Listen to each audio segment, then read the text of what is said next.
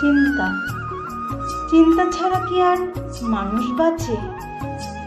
শ্রীকৃষ্ণ বলেছেন, জীবনে চিন্তা থাকবেই, কারণ মানুষ দায়িত্ব নিয়েই বাঁচে।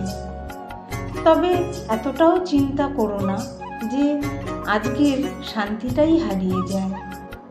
যা তোমার হাতে নেই তা ভগবানের হাতে ছেড়ে দিতে শেখো, কারণ কিছু সমস্যা পরিশ্রমে মেটে, আর কিছু সমস্যা সময় নিজেই মিটিয়ে দেয়।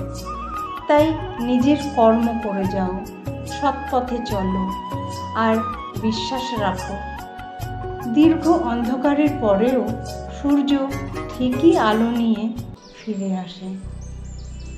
দুঃখকে মনে স্থান দিও না, কারণ সময়ের সাথে সাথে সব কিছু বদলে যায়। চিন্তাকে দূরে সরিয়ে রেখে ভালোবেসে আমার সাথে বলো, রাধে